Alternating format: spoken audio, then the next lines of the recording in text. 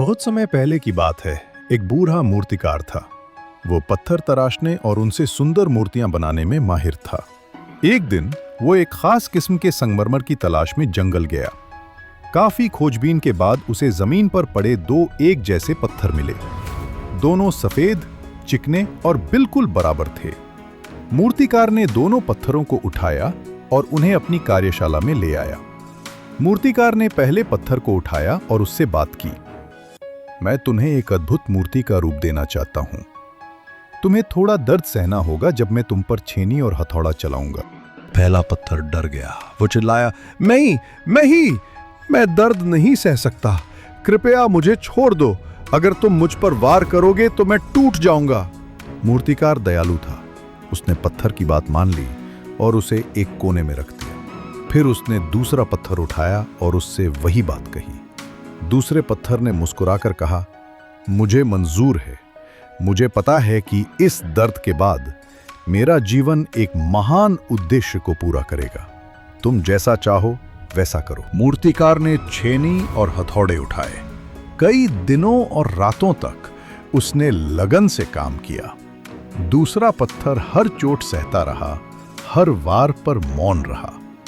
आखिरकार उस पत्थर से एक महान राजा की एक अविश्वसनीय रूप से सुंदर मूर्ति बनी।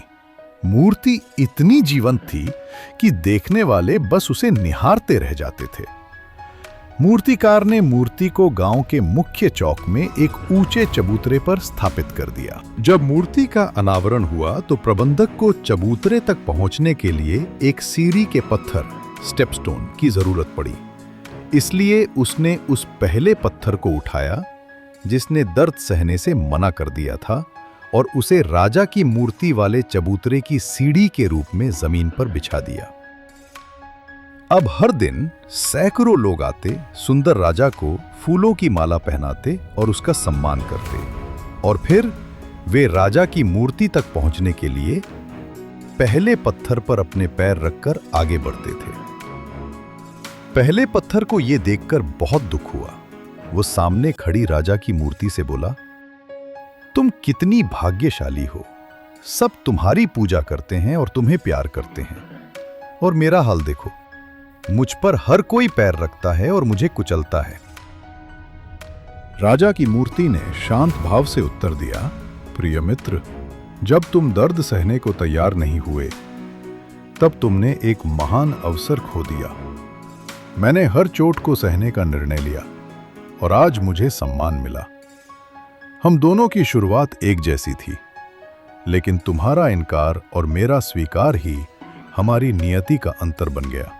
ये कहानी सिखाती है कि जीवन में सफल होने और कुछ महान बनने के लिए हमें चुनौतियों और संघर्षों को सहने के लिए तैयार रहना चाहिए।